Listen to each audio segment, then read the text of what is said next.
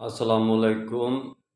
نفی اور اثبات، یہ دو عوامل انسان میں، درویش کے اندر خصوصی طور پر یہ کیفیات ہوتی ہیں۔ جب وہ نفی پر آتا ہے تو ہر چیز کی نفی کرتا جاتا ہے۔ اسے پتہ ہوتا ہے کہ اس وقت میرے دل میں وسوسے جنم لے رہے ہیں، تو وسواس الخناس پیدا ہو رہے ہیں، دل کا تزکیہ نفس کرنا ہے، دل کے برتن کو صاف کرنا ہے، تو وہ اچھے خیال کو بھی سائڈ پہ کرتا جاتا ہے، برے خیال کو بھی سائڈ پہ کرتا جاتا ہے۔ وہ کہتا ہے کہ اپنی سوچ کو بھی سائڈ پہ کر دو، اپنی بھی نفی کر دو۔ وہ یعنی کہ بالکل ہر شے کی نفی کرتا جاتا ہے، نفی کی طرف آتا ہے تو نفی کرتا جاتا ہے، اور نفی کی حد ہی ختم نہیں ہوتی اس کی جب تک کہ اس کا اثبات کی منزل شروع نہیں ہو جاتی۔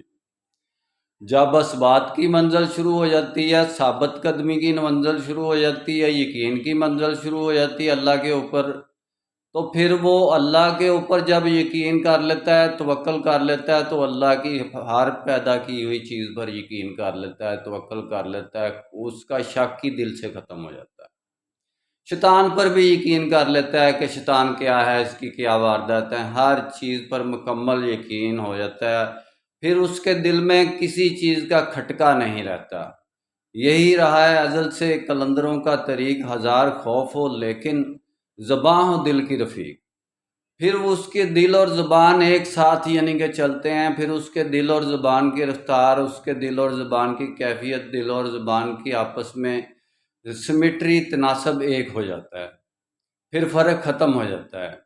پھر وہ جب یقین کی منزل پر آ جاتا ہے تو پھر اس کی کیفیت بن جاتی ہے یقین کی۔ ہم تو کہتے ہیں نا کہ ایک چیز پر یقین کر لو تو دوسری 10 چیزوں پر ہمیں یقین نہیں ہوتا، ہماری کیفیت ہر وقت دل کی ڈاواڈول ہی رہتی ہے، یقین والی بنتی ہی نہیں۔ یہ صوفیہ کی اصطلاح ہے نفی اثبات کا، اور انشاءاللہ ڈیٹیل میں بات پھر ہوگی۔ یہ تو قبض القلوب و بسط الوجود ایسے کر کے یہ علی حجویری نے اپنی کتاب میں لکھا ہے، انشاءاللہ اس کے بارے میں بھی تذکرہ ہوگا۔ میرا کام اسلامک ورلڈ کی امن اور یونائٹی کا ہے، نسبت وحدت خدمت خیر کے ساتھ۔ اللہ حافظ۔